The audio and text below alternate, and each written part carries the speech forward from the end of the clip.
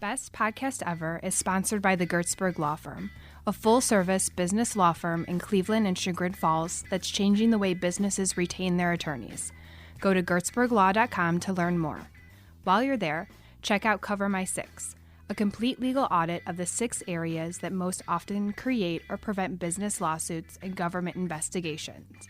Go to covermysix.com to learn how we keep you safe. Enjoy the show. Ladies and gentlemen, you're about to listen to the best podcast ever recorded. I think for me, we don't have all the answers, but we're going to make sure that we continue to, provide for students and do the best job that we can every day. And so just continue that support, and, we appreciate it. We're all in this together. Hey, folks. Welcome to another exciting episode of Best Podcast Ever. I've got a co-host for this introduction. What's your name, co-host? Maya. Maya. How old are you? 6. 6. Are you enjoying homeschooling with Daddy? Yeah. Yeah? What do you got? Did you scuff up your knee? Yeah. Yeah? You had a few accidents today? Yeah. What did you do? What kind of accidents? I tripped 4 times. 4 times you tripped? Yeah. Really? What were you doing when you tripped? I was doing a big chalk, 2 big chalk lines, and I tripped over my toes. Was it painful? Did you cry? No. No? Well, that's good. So we also have a couple of we got a couple of guests over there. There they are, right there. But they're kind of, I don't know, doing their thing. So here, folks, there is a really great episode coming up. It is a special episode with our really, really amazing friend who we love so much. Her name is Miss Molly Gebler. Miss Molly. We love Miss Molly. My aunt. Your Aunt Molly, that's right. And we have a guest. We have 2 super special guests on this. So this is kind of a reunion episode. Who does Daddy talk about from Kenston that comes and visits you sometimes? Mrs. Santilli. Mrs. Santilli, that's right. So this is Nancy's. Where is she right now? Does she live in our neighborhood? No. She is at her house. I don't know what neighborhood it is. Man, these dogs are crazy. They're fighting.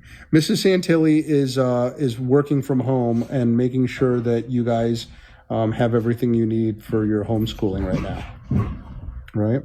So Nancy Santilli, Superintendent of Kenston Schools, and I'm so sorry, Dr.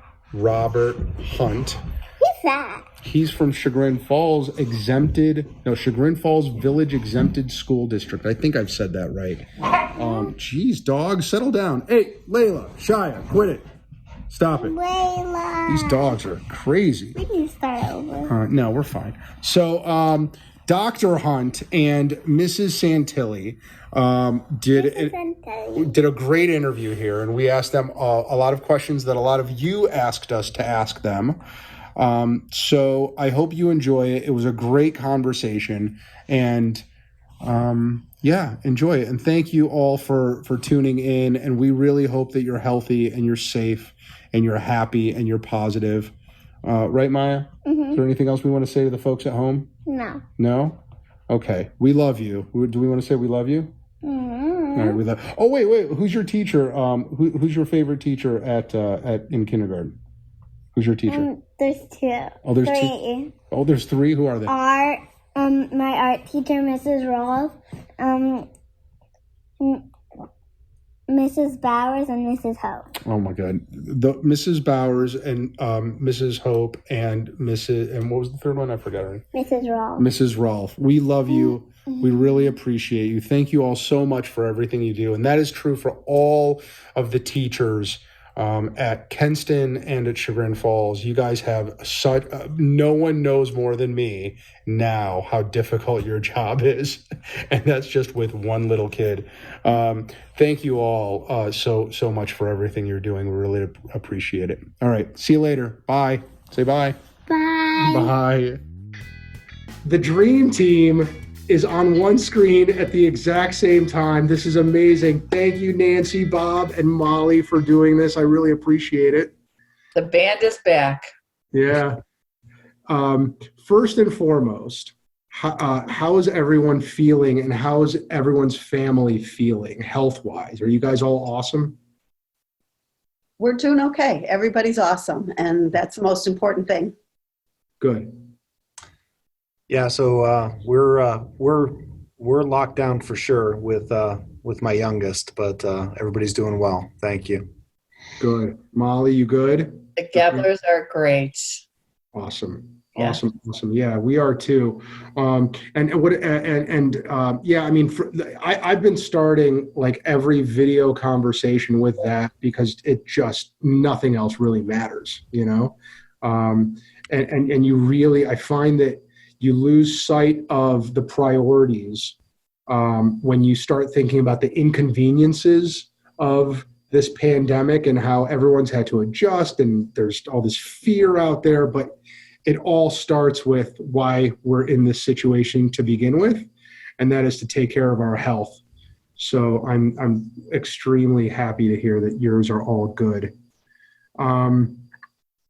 Can I ask you guys, so Molly and I have conspired with the interweb to generate, and Molly's, like, I tried to do this yesterday and everyone ignored me which is how it typically works. And then Molly, like, in 18 seconds generated like 1,000 questions. So the interweb is going to supply a number of our questions for you guys. But before we jump into that, I thought it would be good to go around the room and just give me a win. Just give me like a really positive thing that is happening now, whether it's in your family or in your school district or both, but just what's a really positive thing that's happening right now in your world. And I am going to pick you. I'm going to start, so Molly, you're in my Brady Bunch grid, you're right here. So I'm going to start with you. Okay. I'm going to go with share, since this is a school focused chat. I will go with bragging about my daughter, that she just accepted a job as a principal of a brand new school that Julie Billiard is opening up, which is a school for children with special needs. So yeah, she's super excited and will be on the ground floor. It doesn't open for a year. So she'll graduate in May, and I'll brag about that. So Nancy, you are right here in my Brady Bunch grid. So you get to go next. Sure, thank you. For me, it's really a strong sense of community. I mean, I see the community at every level, our students pulling together, the parents, the teachers. So that's been a real positive because none of us can do this by ourselves right now. You know, it's just, it's going to take all of us and the teamwork. Awesome. All right. I hope you didn't just steal Bob's answer, but Bob, you're here in my Brady Bunch grid, so you get to go next. So I would echo what Nancy said, the sense of community and, crisis, obviously there's a lot of stress that comes with it, but there's a lot of opportunity, and to watch kind of our educators seize that opportunity and do the best they can for kids has been pretty amazing to watch. And maybe on a personal note, I can just, I enjoy watching my daughter get online anytime where she gets to interact with her teacher and just see the pure excitement and joy in her. Working in a digital world and always thinking about online schooling and could it replace, schools of the future. Every time I see her connect with her teacher and jump up and down, I realize that, you're never going to replace that, and how important that is. And I'm sure that's something we'll get into, but that's something really positive that I've witnessed more as a parent than a superintendent. Nice. Yeah. Mine is very similar. So I have loved being with my 6-year-old all day long. I love it. I was just telling Nancy, I love watching Mrs. Hope's videos in the morning, Mr. Rogeliner's videos in the morning, and just being a part of her day has been like magical. And there was this initial anxiety because so much of my day is spent doing face-to-face consultations and talking to clients, and she just doesn't care. She'll just come sit on my lap, just start like talking to people. And I've turned it into just judo at this point. I'm like, the anxiety is gone. They understand that she, we do like this kind of Pavlovian thing where every time she does the next thing, she gets a treat, so they're like, it's, time for a Kit Kat, she just crossed off another assignment. But I love it. I know that it's hard on a lot of parents, but it has been just joyful for me. So that's my win. Okay. That is something that moving forward in this world, we've all been able to hyper focus on things. How are we going to be able to pivot away from that? And are people going to get then offended? In the world of social media and that kind of stuff, are people going to, and being able to answer emails quickly and get on Zoom meetings, sure, I'll do that in a minute. Are those things going to be expected out of us now? Or are people going to understand that now there's other work involved now? So that's going to be an interesting thing to watch. So Molly, why don't you and I take turns barraging Nancy and Bob with the questions from the audience. I would always defer to you going first if you'd like. Yeah, I don't understand the first one. I don't have kids in the district, so or kids in school age, so you'll have to help me through this one. But there was a lot of conversation about snow days. The first question that started this was, does Kenston have any snow days left? And if so, are they planning to move up the last day of school? And then obviously conversations talked a lot about that. And then someone had mentioned something about, my only concern is, since the first week of remote learning was really that we really didn't have school, so there goes 5 days. So the question basically is, do you have any, and are you going to tag them on to the end of the school year to end early? Well, I can answer that. And Bob, you may differ a little bit in your district. I'm not certain. We really, in terms of snow days, we didn't count anything as a calamity, which would have been a snow day. And we launched right into what we considered to be online learning. We did take the first week for our staff so that they could get acclimated, develop some of their lessons. And then the second week was our spring break. So we never, counted anything as a calamity. And we did that for a few reasons. And the main one being that that's the way our negotiated contract is if we have calamity days, it launches into a whole nother set of protocols and rules that we would have needed to have for our staff. And we really wanted the focus to be on the student learning. So as far as snow days, we're hoping they're over and the sun comes out. We are looking at the end of the school year, and there's some discussion around that. I do not anticipate ending early based on, the governor stating that, school is in for, the rest of the year as far as the online learning component. And so we aren't planning on ending it. We may look at, the last few days with regards to exam schedules and things like that, but we would be sending more information out on that. And Bob, before you answer, I do want to give the shout out to the people who asked the questions. So Stephanie White, Abigail Hoopen-Gardner, Jody Brown, Carrie Wise. Thank you for that question. So Robert, Dr. Robert. Maybe this came from, we used to operate under days in terms of we only had so many snow days to give, and then we would have to make them up. The state of Ohio allowed you to transition to actually counting hours, I don't know, 3 or 4 years ago now. And we went ahead and made that change. I'm not sure if Nancy did or not, but so essentially the number of days from a snow day perspective, we'd have to miss, don't hold me to it, I think the number is like 11 to 12 days before we actually had to make up hours. So that really doesn't impact us in terms of calamity days. We did not count them as calamity days as well. We were able to get going that first week with right away, and we also had spring break the week after. So we don't have any missed days, if you will. In terms of the end of the year, we have calculated where we meet kind of our state minimums.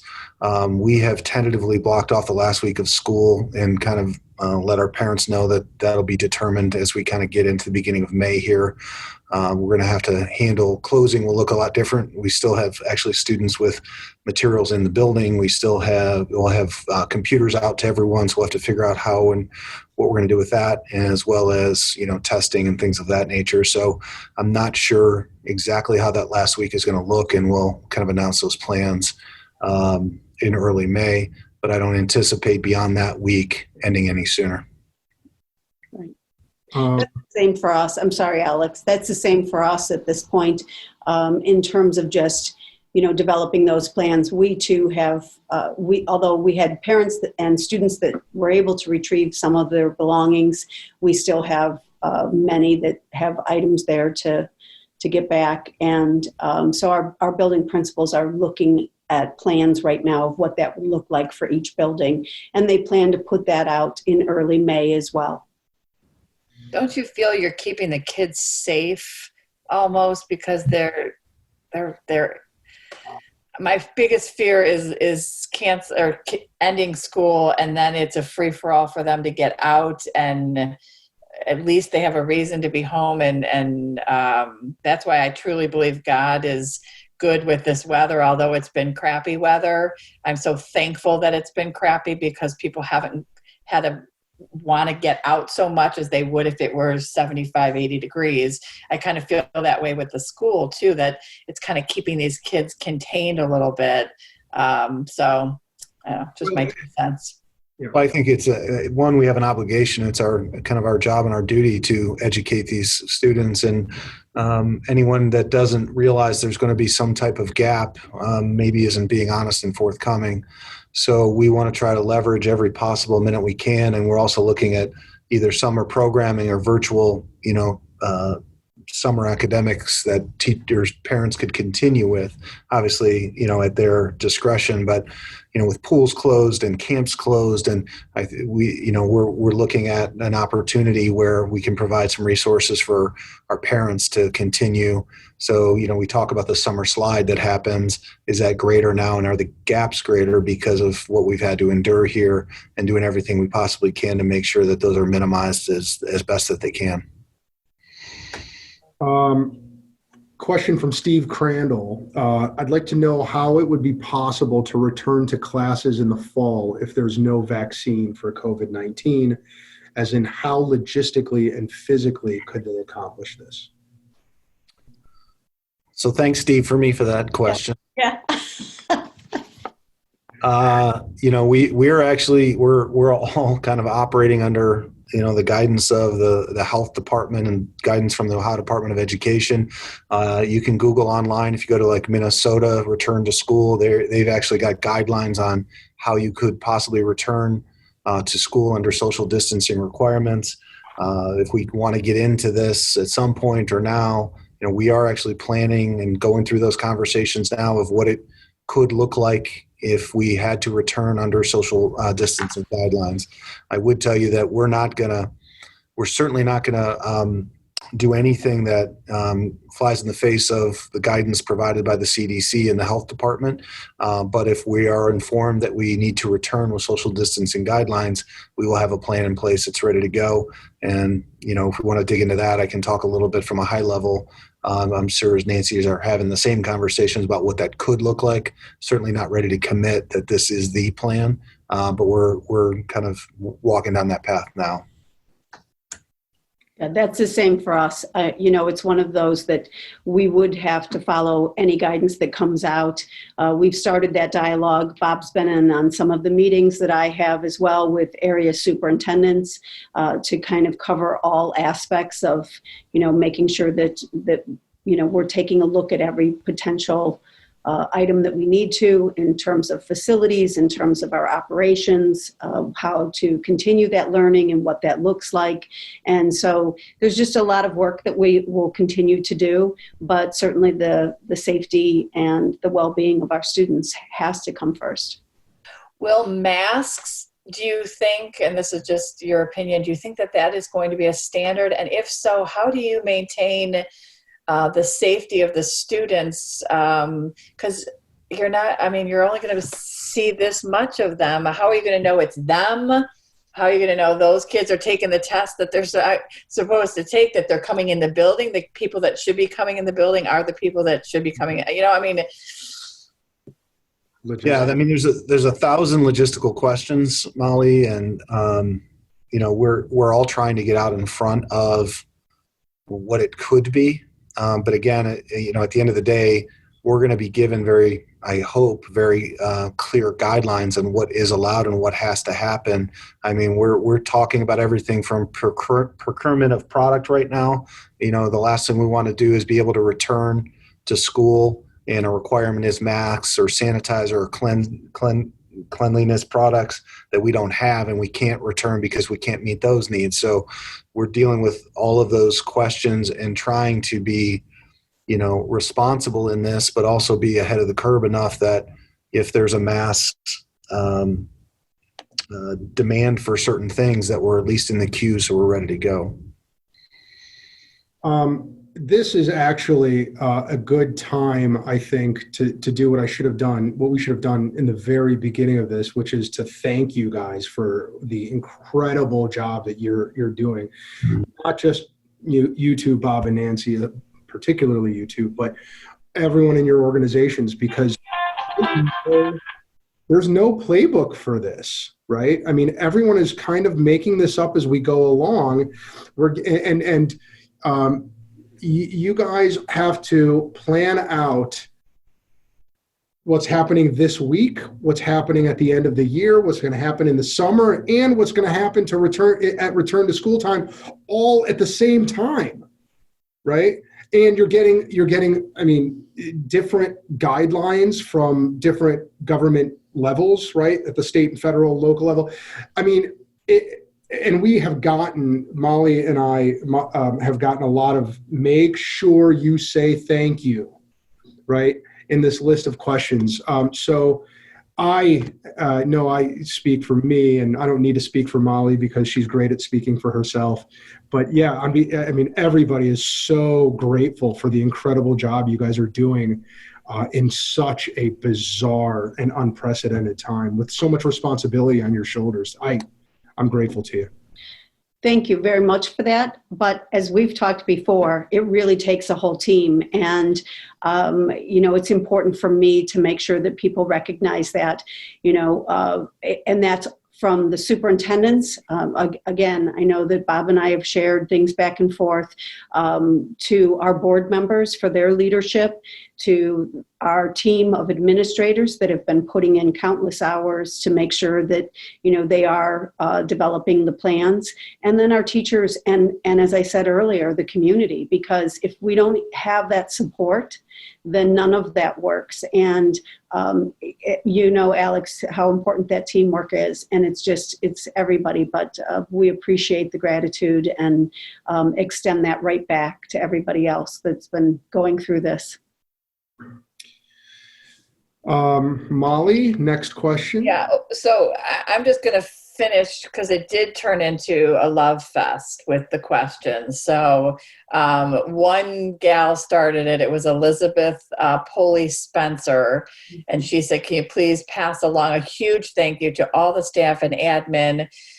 We are Kenston, but I am sure applies to Chagrin for everything they are doing. This has been huge for all of us just dealing with everyday life, let alone trying to do a job in a whole new way very quickly. Can you pass along that we're so appreciative of all and everyone's efforts? And then that started the Nicole Thompson Elizabeth, I second that. Beverly Hoffman, I believe she works at the schools. Chagrin has been fantastic, thank you. April Lynn, yes, I agree with everything already mentioned, including to thank them for their leadership and the hours their educators are enduring to provide the best for our students during this time. Stephanie Puzo, thank you for their support. So lots of love out there. And I'm sure that's, you guys are highly nitpicked on everything you do.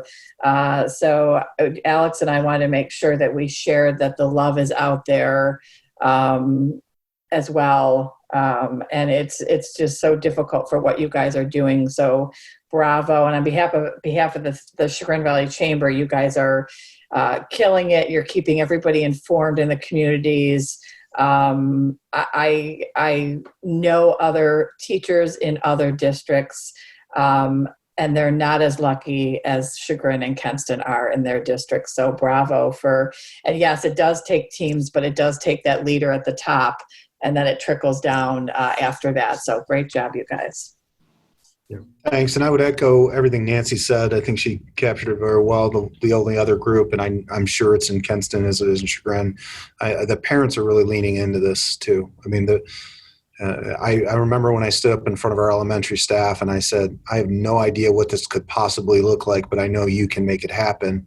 And it just requires a level of commitment to pay. The younger you go, the more time, Alex, you talked about your 6-year-old, you're having to spend more time in that.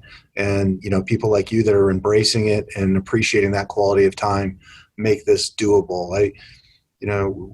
We approach this, someone released an article and it was, comparing what we're dealing with now to what has traditionally been called online education, where they have these kind of canned programs where kids just go on, watch videos, and referred to this kind of as emergency remote learning. We're building the plane as this thing is flying, and we need the partners at home to help us. And that's been a real part of our success, I think. Yeah. I heard a quote the other day from someone who said, it is not true that adversity builds character. It is truer that adversity reveals character. And I'm seeing that. I'm seeing that with you guys and with your teachers and your staff. And it's amazing to watch. I want to say something else that is so true, because I was referring it to it as coming out in the wash. You always heard it'll come out in the wash. I want to be with the people that are left in my dryer, so to speak. And this time I really thought, oh gosh, we're all going to get it now. Like, we're all going to be in it together on the same playing field. And slowly, as this has been going, you've been seeing those same characters creeping back into their old habits. Now's the time to kind of clean the field a little bit and figure out who truly you want to hang out with and be around. And it's a time for reevaluation, I think, in your life, because there are characters that just, if they're gonna complain, they're gonna complain. I don't know who those people are, Molly. No. I don't know. Lauren Siegel Green asks, are they thinking about possibly switching to pass-fail versus grades, as many students are essentially teaching themselves? I can speak for Kenston. We are not. looking at a pass-fail.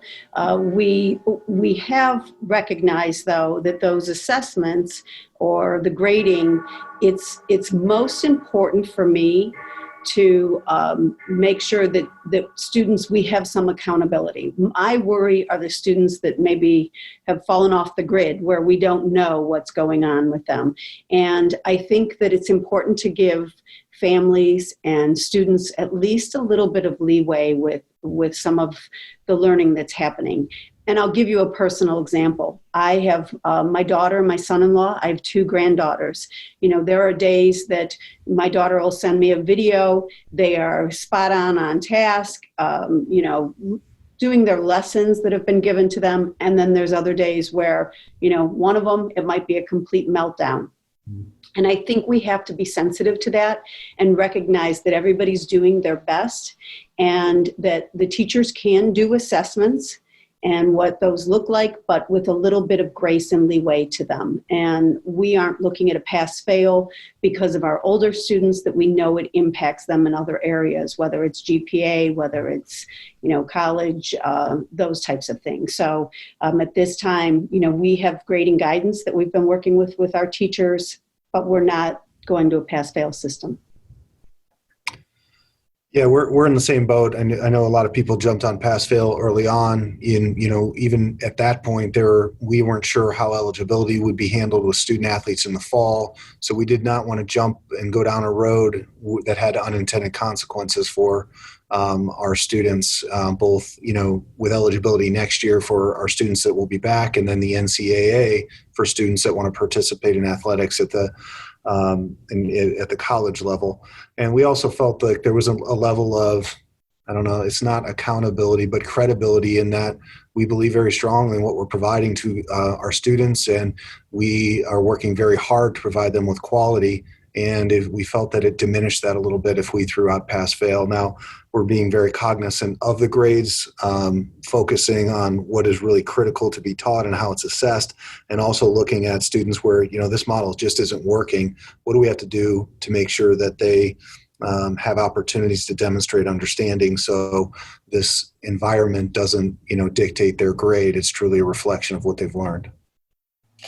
And can you humor me? Because, not everyone watching today has children in the school district. So can you give me, maybe Nancy, we'll split it up. Can you tell me what it looks like for online learning? So maybe Nancy, if you were a third grader, I don't even know how they get their assignments, or because I don't have kids in the district right now or in school right now. And then Bob, maybe in a high school setting, what would a day of a life of a student? Well, let me start by saying that we don't believe that any plan we put in place is a final kind of online learning plan. We were putting plans in place to address an immediate need and reaction to the circumstances. We will continue to fine-tune our plans as we move forward, and especially as we have to go into the next school year. As far as there's differences at every grade, there's differences at every building, and with every teacher. And I think we're trying to make sure that we're supporting our staff and giving them the tools that they need, as well as then taking a look at how we can really have some high expectations for students, but also a focus on some of the social emotional too, and keeping some things energized and fun. So, at third grade, you may have the morning where you start off with the principal giving, the morning announcements, the Pledge of Allegiance, if you want to check into that. There are times where the teachers will be presenting their online lessons. Some of them are using video. Some of them are doing, and some are doing written. We know that, there's students that may not have all the technology too. So they're going back to that. So it really varies, and we work kind of independently. I can tell you a personal story. Mr. Fender, who's at our intermediate school, spent the afternoon having me go through a learning project that they were doing with Flipgrid, and I had to learn how to do that today. So we're all kind of going through it together, and I think we're allowing our teachers to have check in points for parents. We've told our staff that they need to respond back to families, after a 24-hour period as they normally would, because many of our teachers are parents in our district and they have children at home too, and they're also trying to do the online learning. That's a challenge. So I don't know if that answered your question on a day that it would look like, Do but they it have really varies. classrooms? Like, is my whole class in a class together, like a big Zoom, or am I going on individually? At times, it could be one large class. Again, it changes teacher to teacher. It changes, students to student learning. Some of the students, some things we've found too, is that houses where there's multiple children, maybe not every student has all the digital, devices that they need. And so they're being shared. And so somebody may be on at one time and somebody at another. So it really is staggered. I commend our teachers. I think at one point, Mrs. Robertson put out a schedule of what she was doing for her own child, for other parents to maybe follow. And I think that's what we're trying to do is really keep it where there's checkpoints, keep it where we, are meeting the needs of where each of our learners are at. So if you wanted, to ask me on a secondary level, we've, if you think of the traditional school day where you're actually going through periods, if we left it wide open, you'd constantly, and we want our teachers interacting with students, whether that be one-on-one conferencing, whether it's with small groups or large groups. So we think that's an important part of this to make it effective. So we have essentially a schedule for students in which they will meet with certain content area teachers in certain days and certain times. So from a secondary perspective, you have kind of an idea. Most of our teachers give you a week at a time or project out what needs to be done.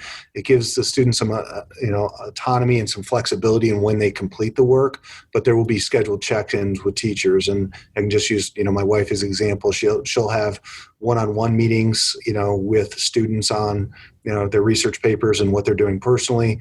She'll record video certain lessons on content and feed that out, and then have a follow-up. If you had questions on that, you can check in, and then she'll have time where she wants everybody on and they're all talking together. So it does look different, but those same, I guess, elements are consistent within the district.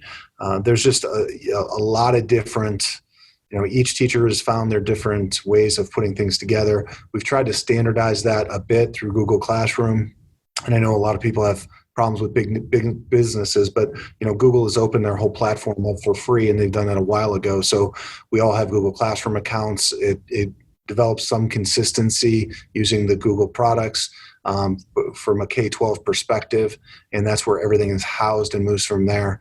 But it's for us, and I think what this is happening, I'm sure at Kenston as well. The biggest challenge is the relationship piece and trying to maintain the relationship with kids. And that goes from students that are just excelling academically to those at-risk kids that we're trying to intervene and help with. So we still have guidance counselors active. We still have teachers, that are referring students that they're worried about. And we have teachers and staff doing things that kind of tries to maintain the relationships, because we really value that as a strong piece of what we need to, do with young people. So, and by the way, one thing that I will point out, two quick things. One is I think we have to give a extra special shout out to your IT departments. Oh. I mean, I can only imagine how many days and nights that they have had to work through this without sleep or visiting their family. I mean, they're getting a ton of the labor here, right? Making sure everything moves smoothly. And the other thing I noticed too, just as a kindergarten parent, is how well they layered, at least for my kindergartner. Started out very slow, just to get us acclimated. Then she layered on, like she additional work. The first week and then the second week looked very different. The third week. So to your point, Nancy, it does seem like some of it is intentionally flexible to learn what's working and what's not working.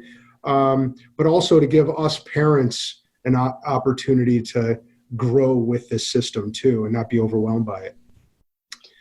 Alex, I just want to say I appreciate the shout out to the tech directors. In Kenston, we have one tech director. We have 2 technology support members that help. And then we have teachers that are at each of the buildings, 1 teacher at every building.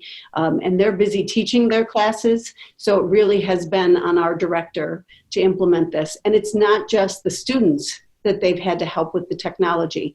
They've had to be a support and a help to all the staff members to get them up. We have, we've been doing, great with technology at Kenston, but we don't, we aren't where Chagrin is in terms of technology. And so the week that this all came about was the first time that our elementary teachers had devices that they were, given to implement their lessons. And so it really has been a huge transition and a positive one where, it really has pushed our technology plan to move even quicker. And, we're appreciative of that. But it's been a challenge, and he has been working many long hours, and we're most appreciative. And then he also helps everybody with, Zoom and anything else that we might need along the way. So, and he did we've all gone to a virtual board meeting. And so he helped all of our board members. And so it's a small, but very mighty tech team. So we appreciate it. Okay. Molly, do you want to ask the question from our favorite Italian mama? Ask them, what do they miss most about the student interaction? What is the one lesson they have learned from this professionally and personally? And what will they do differently in the future from what they have learned? So the one thing I miss most is student interaction. I think that there's an energy and a culture in a school like no other place. And when you go into these professions, you do that because that's something that you love and value. And to not, to come into my office and hear no bells, hear no students, it's just, it's sad. So just interacting with students, the answer is yes to that. The one thing I've learned, I hope that we have learned, when we talk to staff, we talked about trying to approach this as an opportunity where we look at this as, how we react and respond to this. We can certainly reinforce the professionalism and how much we care about kids in our response, and that we have this opportunity to innovate and create something that we have not done before. We were looking at moving with more flexibility and learning at our secondary level going into next year. And this basically put us completely disrupted our profession and gave us an opportunity to look at how we may approach things differently. So I think what will come out of this on the other side, all of these tools, no one's going to want to say that this is the model we now need to implement, but there's a lot of tools and a lot of things they're doing that can break down the walls of a traditional classroom and really enhance what they're doing educationally. So I don't know if I covered all of them, but I'll stop there. No, I think Bob, you did a nice job of covering them, and I'm very appreciative to Stephanie as a parent in our district. I will tell you that, Molly, you asked me at one point with the empty halls if I, was dancing down the hallways. That is the surreal kind of part for me. There's not the interaction with students, and that's oftentimes very, very difficult. But in addition to that, when we look at similar to Bob was, when I approach the staff, some things I just can't control, but what I can control is continue to do what's best for our students and what's best for the children. And I think we have to keep that at the forefront in everything that we do. One of the things that I'm learning is the same thing as Bob had mentioned with the innovation. I'm kind of excited to see what our staff has come up with, a little bit more creativity.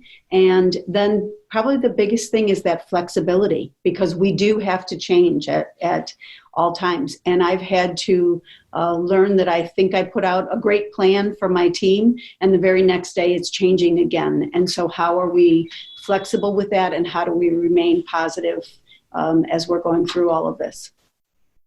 I don't know if one of it was what would I do different, or what am I worried about? I'm worried about the return, quite honestly. I used the analogy the other day that, when astronauts go up into space, when they come down, they have a team assigned to them for months afterwards, and they're there to support kind of their reintegration into society because there's been so much isolation. I'm worried about that type of return for our staff who probably are still balancing families, maybe under similar, different requirements or restrictions, but still being restricted. I'm worried about our students and how they manage that, and what supports we have in place. So I think that is something that kind of keeps me up at night is, what are we going to do on the other side of this to support our staff, our teachers, and our students, not only from a teaching and learning perspective, but from a social emotional perspective as well. Just to follow up on Bob, are they able to seek counseling right now virtually? If someone is feeling alone or isolated or overwhelmed by all of this student-wise, are they able to reach out to the counselors? Absolutely. Yeah. So our counselors are, they have their caseload that they kind of left with, but we are, referring students on a daily and regular basis to get them additional supports. We're actually assigning some of our educational aides that maybe in the past were monitoring study halls or cafeterias, but now we've got students that are at risk, maybe not special education identified, but at risk in this environment. We assign those individuals to them to, give them a call in the morning, make sure they have the schedule. So there's a lot of supports in place. And I think one of the messages I'd like, our parents to know and hear is don't wait on it. If you're seeing signs of anxiety or depression or stress, let us know so we can get some intervention support to their students. So, I would speak to something you said just now, Bob. I personally think that this is dress rehearsal, right? I think there was an article in The Atlantic called How This Ends. It was published a few weeks ago, and it was so astute. And it said, listen, I think that if people think that there's going to be a light switch that goes on and everyone's going to go back to normal, that's crazy, right? What's the most likely scenario is that until there's a vaccine or some other system that makes this seem likely to happen, is there's going to be mini outbreaks and there's going to be mini quarantines, and that's going to happen for a while, probably for a few years. Because even if there is a vaccine, there's going to be questions of supply and distribution. And so personally, I think that what we're really doing right now is figuring it out. And that, I don't know that this is the new normal, but it's going to be a part of the training for whatever the new normal is. At any rate, Molly, I stepped on your last question, so why don't you ask the next one too?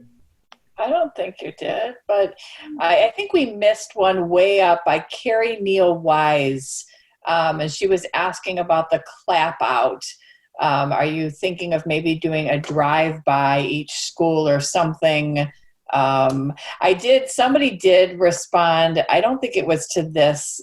Somebody responded about, my child won't be able to have a clap out. And I did respond to that parent and said, maybe tell the child that we're giving our clap outs to the frontline people right now.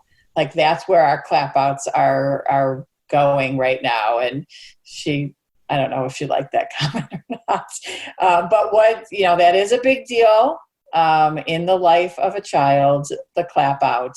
What will be happening? Molly, I'd like to at least respond to that because it's certainly been a dialogue that we've had with our administrative team.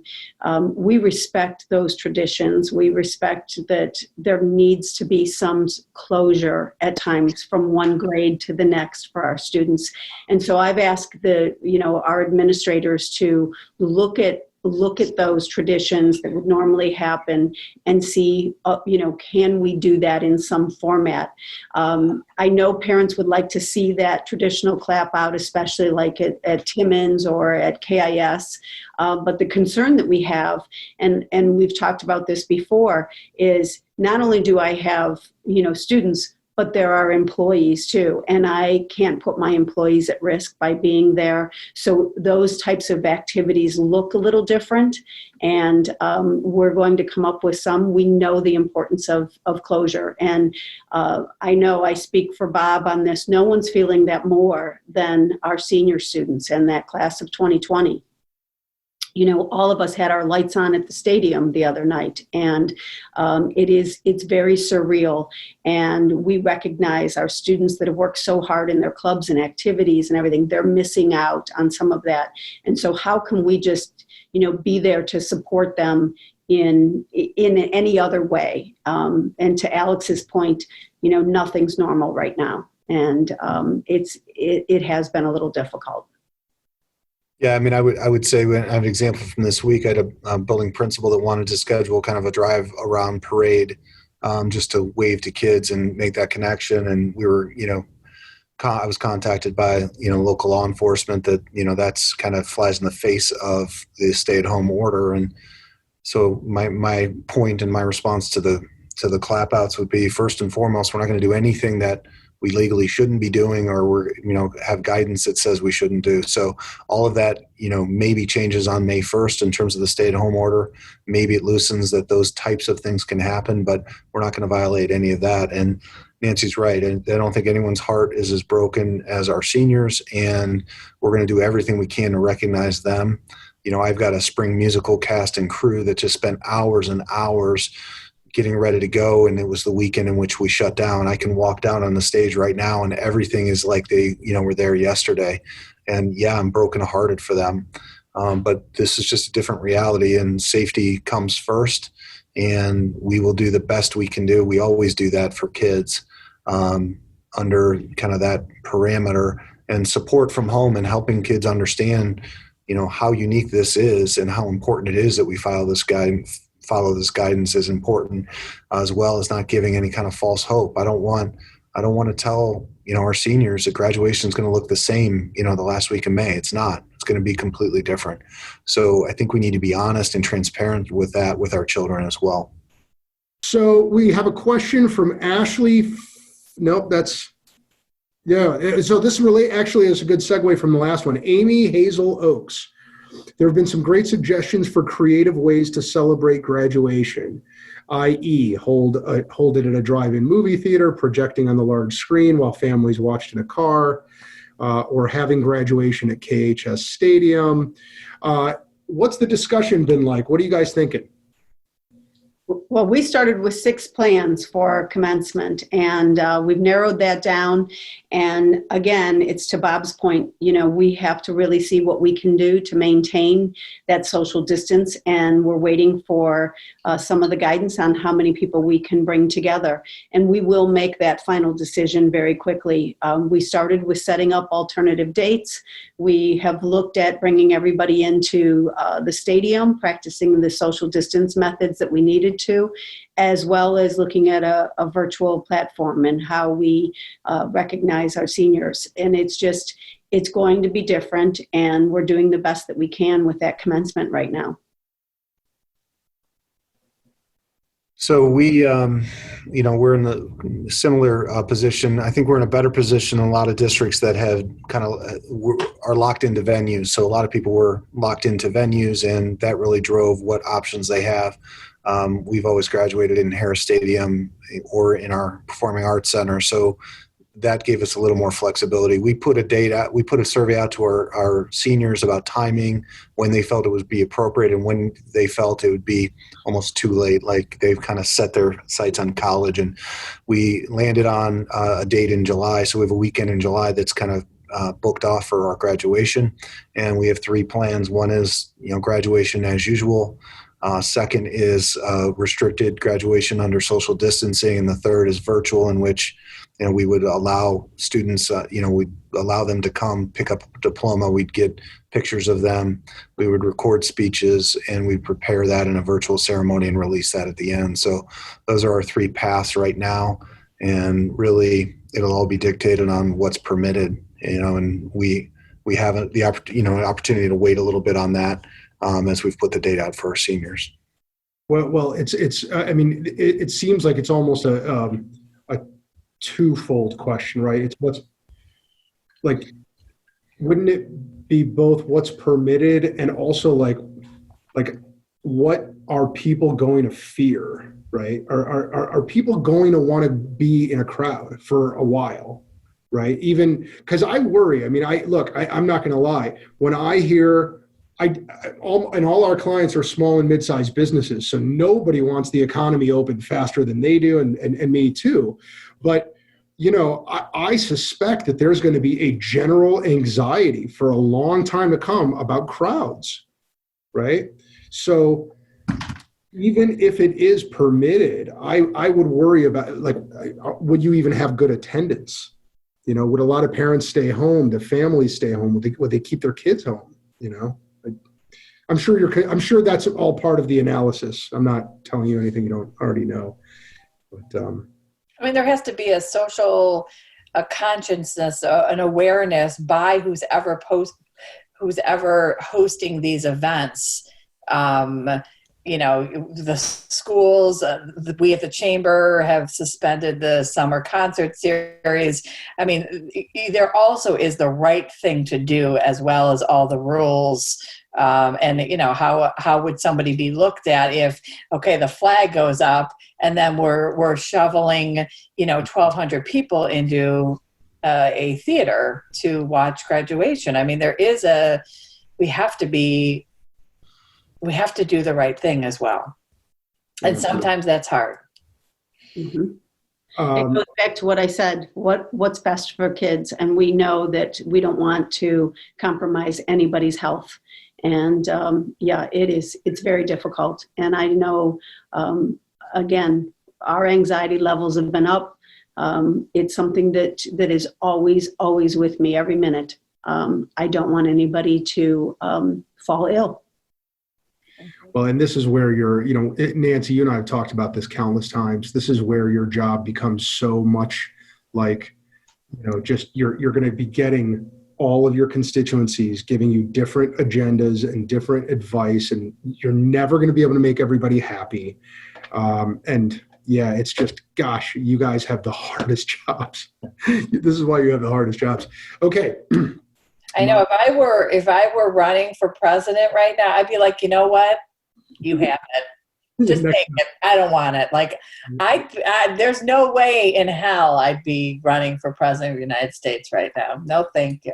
You know what though, Molly? Can I tell you something? You sure can. I'd vote for you.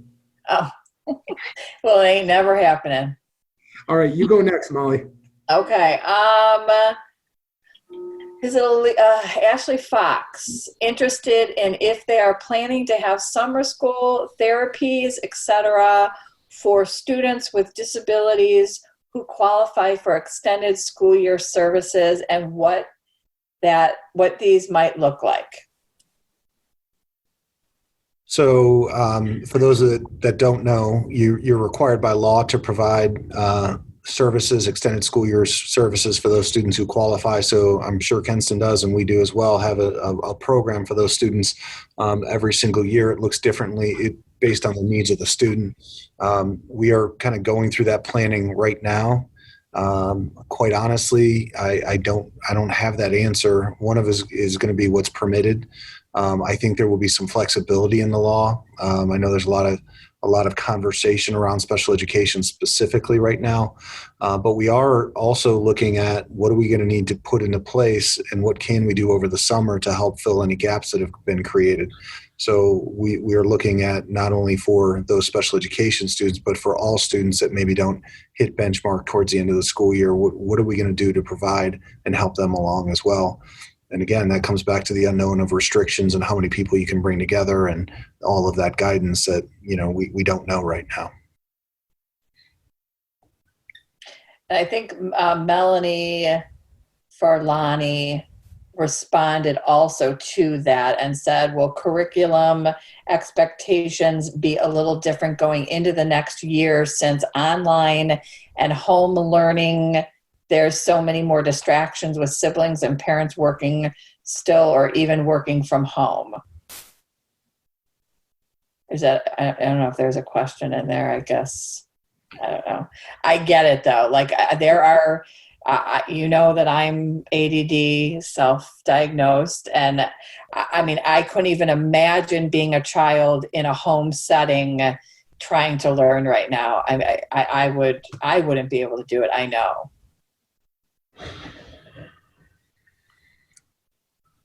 Nance, do you want to take that one? Or you want me to? Well, I mean, we don't have next year's plan per se, but we recognize those challenges. I mean, we heard back from our own staff on the survey of, some of those same pitfalls, and we're aware of it, and we're working towards that. And I think it is hard. It's a challenge. And as Bob said earlier, we're grateful for our parents too, we know they're going through this, and many of us are parents as well, and are going through the same thing. So we'll just continue to work through that and do the best that we can. The only thing I would add is every year there's an element of reteaching that happens and occurs. So that, that will obviously be there and maybe be more than in the past. And the other thing, unlike when, you and I went to school, we have assessments we can give students and get a very clear understanding of where they're at and where their gaps are. So that data is very, not easy to come by, but it's accessible. And we know also what the right intervention programs are. So we have those things in place.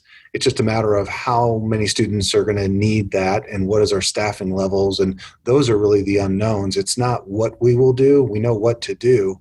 It's, do we have the staff, the appropriate level of staff for the numbers that may be there? That is really the big question. Alex G. So the next two are related, so I'm going to ask them together. They're from Carrie Hawk and Renee Morgan. And so are you considering a blended online, on-campus learning for next year? And what would that look like? And then the related question from Renee is maybe a description of the district decision by building or age group regarding live classes versus taped instruction versus office hours for teachers. So like just these different flexible, online, on campus, taped instruction, office hours, flexible kinds of instruction. Has that been talked about? What are you guys thinking about?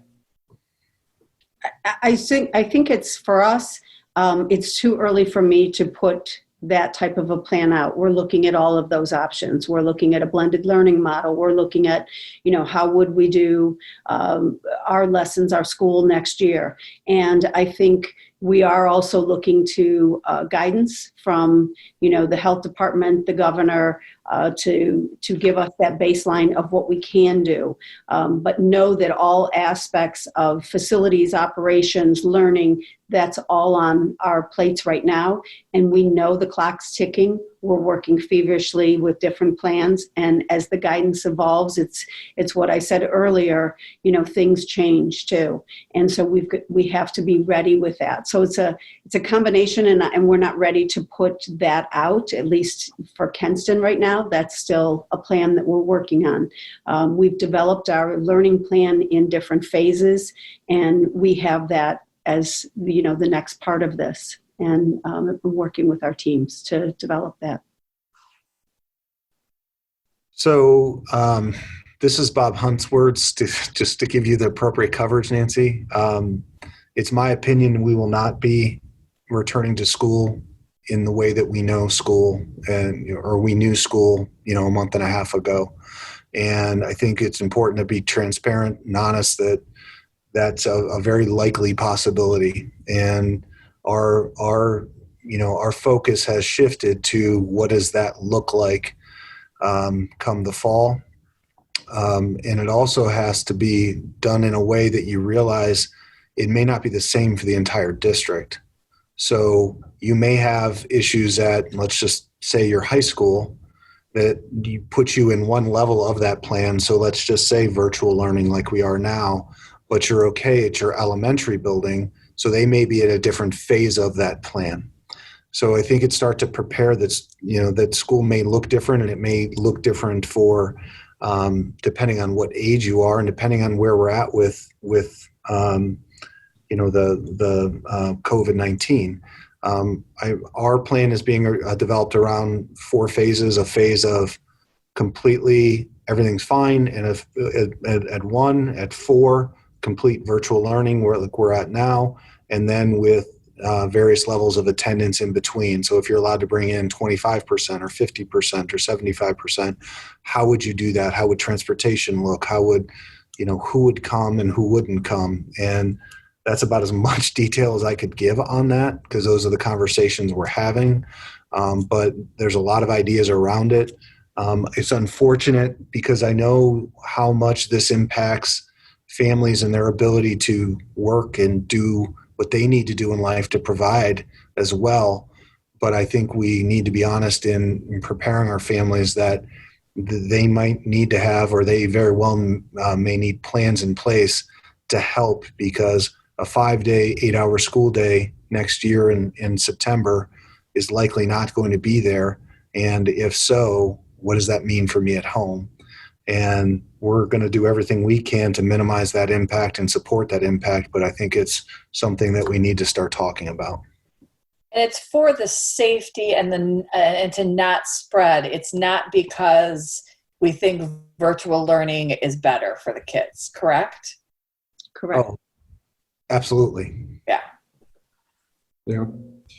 Molly, I think you're up. You know what? Thanks, Alex. This question is from the owner of Hungry Bee, Miss Kimberly Gibson, who's really killing it over there at Hungry Bee, if I do say so myself. I don't know if anyone has seen her, the video she does with her families dressed up as fish and lobsters, but you can't get any more brilliant in marketing than your family dancing as lobsters. I love her. I would love if Kenson would initiate an adopt a senior, where we could sign up and essentially shower the senior with cards from several households and younger students. Can you ask someone can get that rolling in the district of the community? Appreciate you. Okay.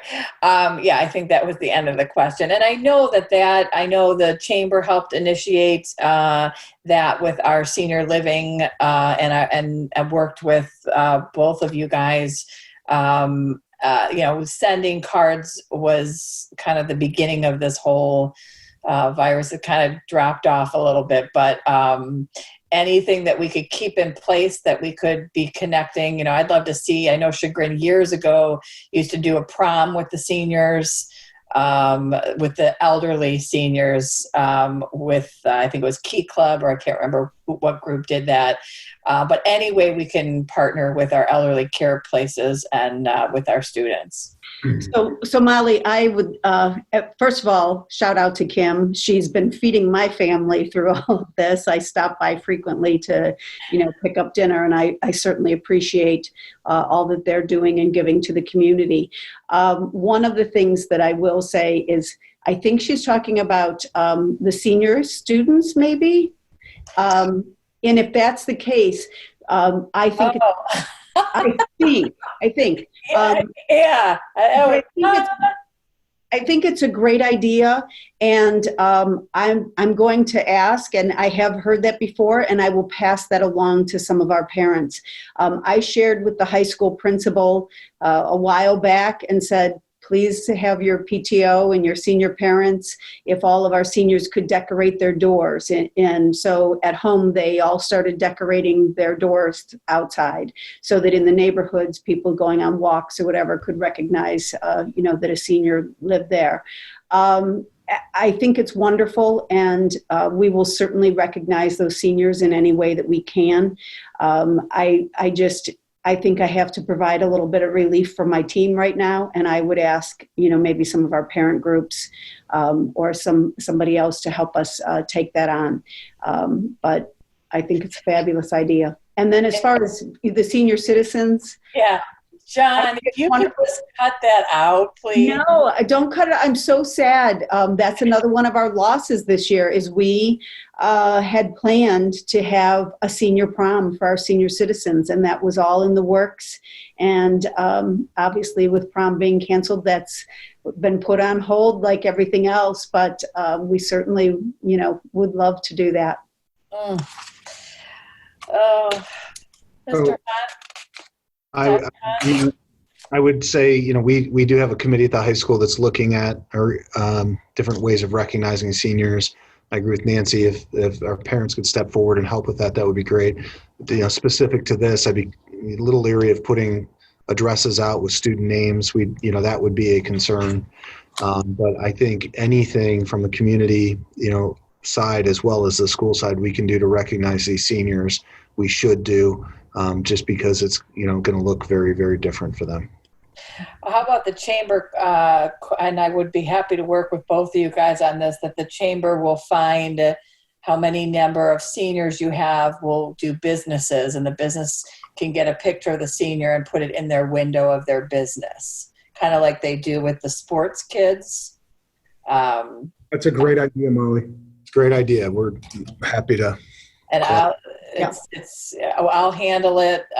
We'll just work together, and because I'm sure there's students who either can't have their picture shown or something like that. But we'll work on that together. Now that I know what seniors we're talking about. So I've got a question for my own curiosity. Have you guys had? There was a period of time there at the beginning, especially when students just weren't observing the quarantine rules. Have you guys had? What's been your experience with that? From what I've seen nationally, we're actually, I think our communities are doing a phenomenal job. I mean, some of the things I have seen nationally scare me to death. We typically leave our track and our field open for community access. We'd like them to have access as much as possible. So early on when this happened, we were having gatherings at our field, and we did eventually end up shutting down our track, which was disappointing because a lot of people use that as their escape in an appropriate way with social distancing. But the other piece of it is we have a playground up there which had to be secured due to the governor's order. So we were having some issues with gatherings at the stadium. But other than that, I have not heard of a lot of issues. It's the same for us. And we have obviously shut down our stadium and track. We would ask people, that they not gather. Our playgrounds are shut down, but people do come up and walk the campus. They do walk our community trails, and they have been practicing, social distancing. So we recognize that, and we haven't seen a problem around the school with regards to our students, nor have I heard that. So I don't think so. And I have checked in with Chief Bakovitz from Bainbridge, and he said everything's been pretty quiet. Trust me, if that's the first thing that the parents do is go to social media and shame the other parents.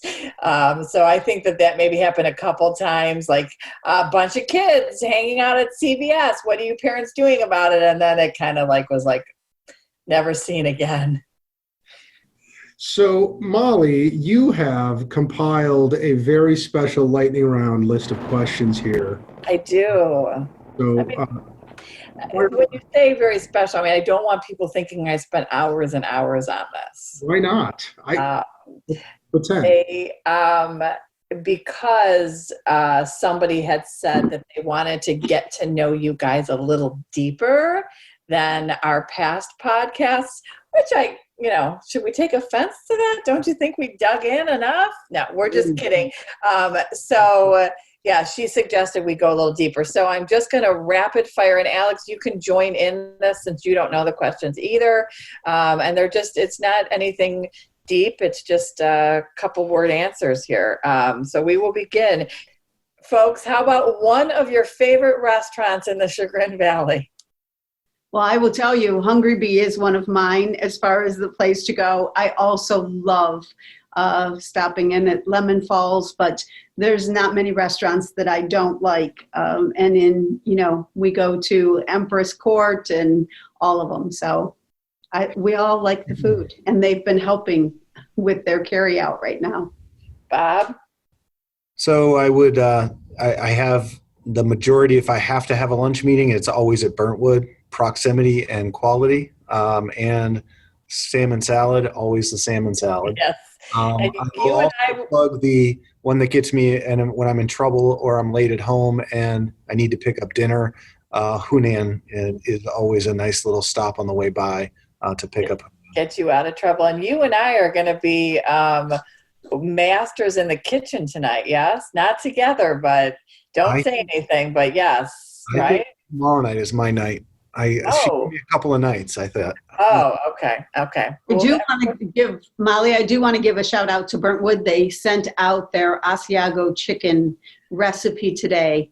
And I'll tell you what, that was a nice little secret. And I'm happy that I have that because, as Bob knows, that is my favorite dish there. Oh, that's funny. Yep. And Alex?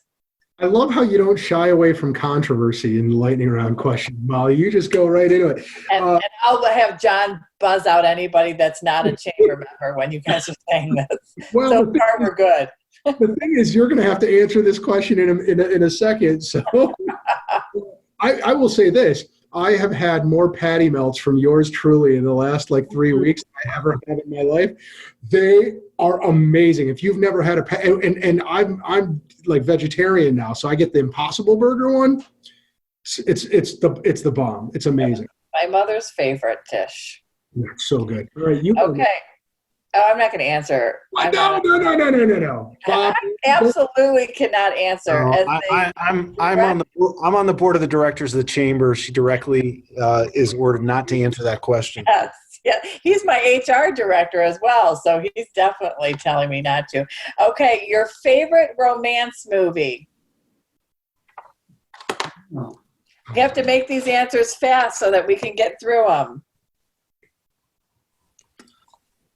Nancy. I can't even think of a romance movie. No, I'm like, what romance movie? I don't know. I'll start first. The Way We Were. 100%. Alex Kurtzberg.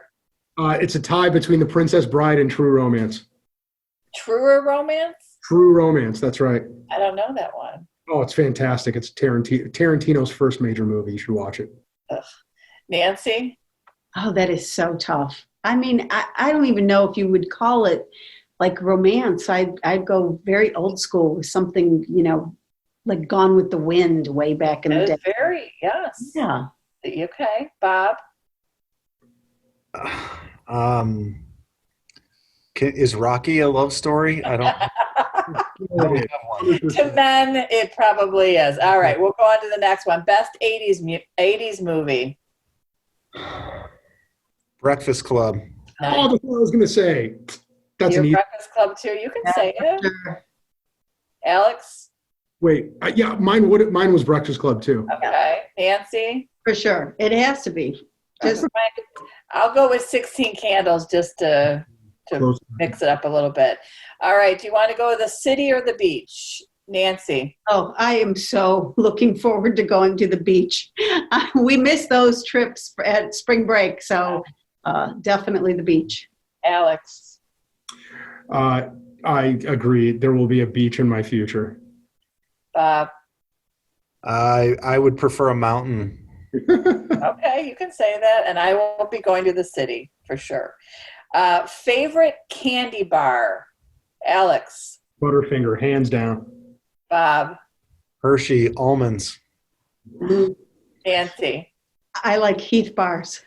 Ooh. Nice. I'm a Hershey almond as well. Bob and I would fight. If you were buying a scented candle, what would the scent be?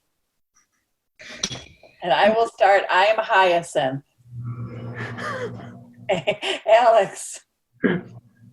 The answer at the end of that question should be, then slap me. I think it would probably be whichever one makes you sleepy. Isn't that lavender? Lavender, yes. Nancy? No, mine's a mango. Bob? I'll go with lavender. Nice. A last question. A high school job that you had. Nancy? I worked at an ice cream shop It was fabulous. Nice. Alex. I was a pump jockey at a BP, and I did the full serve gas pumping. Nice. Bob. I was a dishwasher at CVAC and a flashback restaurant, Nash's. Oh, yes. Classic. I used to work at Scoops, which used to be an ice cream place where Starbucks is. No, where Jenny's is. Used to be a place called Scoops. It was an ice cream place.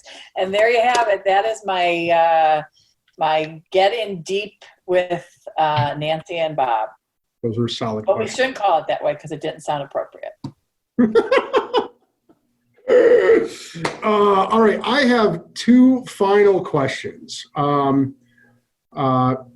What can we, the community and the parents, do to help you other than support us, give us general support? Because that's easy. We all support you. We love you. You're doing an amazing job. But are there specific things that we can do as a community and as your parents, the parents of your kids, that will make your lives easier? As for me right now, yeah. Alex, and I mean this sincerely, if our parents can keep just loving their children, supporting them at home, and keeping everybody healthy, that's just it. Just give them hugs. Yeah, I would say the same. And if you have a little more margin in your life to reach out to others, everybody has a level of isolation. And if you could reach out to others to, just be a voice on the other end of the phone. There are some folks that are pretty stressed out there, and to know that they're part of a broader community that cares. I think now is the time to be that person if you can be. And Molly, you've been amazing in that way, by the way. I have to say, I mean, if ever there was a way to use your social media addiction, right, Molly has been amazing at bringing, small businesses out there and getting them help. And then also just helping people in need, elderly. I've seen your posts, and Molly, you're really, you're doing that. And I thank you for it. Well, I think the one thing that helps me get through it is to literally know that everyone in the whole world is going through the same thing, maybe in different levels. But that's a lot of support. Everyone in every household, no matter if you're rich or poor, we are all going and feeling that same nervousness and unknown. That to me gets me through the day to realize that I'm not in it alone. So. Okay, so then lastly, just a kind of a catch-all. I mean, is there anything, because we're here and we've got some folks watching, a good number of them, I imagine. Is there anything you want them to know? Is there anything else that you want to put out there? Anything that we should have asked you but didn't? Anything at all? I would like to, I guess I would say your feedback is very important to us. I've got an older son that goes to Kenston, and so I've seen what he's doing, and the parent survey went out, and I've seen modifications. We're doing the same here. We're listening to what's working and what's not. So don't be shy about the feedback. It's not, we value it, and we're making changes based on it.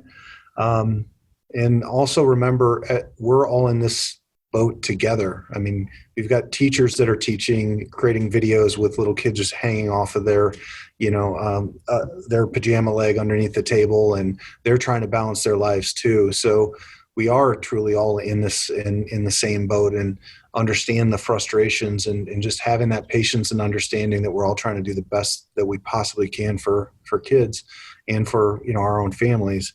I think, is important. And I think for me, we don't have all the answers, but we're going to make sure that we continue to, provide for students and do the best job that we can every day. And so just continue that support, and, we appreciate it. We're all in this together. Molly, any closing thoughts? Oh, just you guys are amazing, and thank you for taking care of our kids. And, education is so important to you guys, and it has been so evident that it doesn't matter where they are being educated. You guys are making sure the by who they are getting educated by has been strong. So I appreciate all your hard work in this. And we have two special guests, two future Chagrin Falls Tigers that just wanted to come into the end of the video here. Cute fest. Yeah, that's big. The best. Sam back there. Yeah, John's bad. Sam, congratulations on your new gig. That's awesome. thank you. Yeah, and look at those cuties. My goodness. They're beautiful. So cute. Thanks. Couple more years, Bob. They'll be all yours. It's this one here you got to worry about. Always the boy, right? Right. And Bob, if you could please tell your wife that I so enjoyed the pictures of Hawk with the lipstick all over his face, and your daughter in that fabulous waitress outfit, ready to take orders. Those were precious. My wife thinks we have a reality TV show in the making going on at our house, and I think she's right. I would agree. And Molly, I think you will too someday, very soon. Well, guys, listen, I so appreciate all three of you, or four of you in there with Mary, and there's John. Thank you guys so much. And I would say all the folks at home right now who are watching this, number one, thank a teacher, please. If you haven't already, you gotta. They're just doing an amazing job, and their lives are just as disrupted, if not more, than the rest of ours. So thank a teacher. And one thing that I love, and I know I speak for Mike here too, is just starting conversation. So if you heard anything here, just to piggyback on what Bob just said, I mean, if this last hour and a half is prompting conversation, prompting feedback, prompting questions, Nancy and Bob really go out of their way to be responsive. I know that personally for a fact. And they've got great teams who listen so well. So you can either email Molly or me, or you can leave it in the notes here, or just send it up through your teachers. But conversations are great and are important now more than ever. And I wouldn't have gotten out of retirement for anybody else. So yeah. Oh, right. Exactly. Well, this was a very special episode, Molly. It was. Yes. Thanks, Nancy, Bob. Thank you guys so much for everything you're doing. Thank you all. We hope you enjoyed this episode, and we thank you for listening. And remember to check out the Gertzberg Law Firm. Whether you are starting, running, growing, or transitioning a business, or if you need to create or update your wills, trust, or estate plan, our team will give you an incredible level of personalized attention and a passionate commitment to meet your objectives. We are veteran-owned, and our award-winning lawyers have the highest ranking from Super Lawyers and Avo. We have also recently received the coveted Weatherhead 100 Upstarts Award for a second year in a row, and we are among the first Ohio business law firms to offer our clients a non-billable alternative on every single matter we handle for them, and opt out of the billable hour. What we are most proud of, though, are the many things our clients rely on us for. We successfully defend them in court, but we also help them avoid the courtroom with our Cover My Six service. We protect their assets through good estate and succession planning, and we assist our clients in many non-legal business services like recruiting and business development. We want our clients to feel confident in their choices and to help them resolve any issues or potential problems quickly and efficiently so they can get back to what they love, running their businesses. More than just litigators, we are trusted advisors, problem solvers, and growers of businesses. Let us help you and your company. Call us or find us online to learn more. Thanks again for listening. We'll see you next time.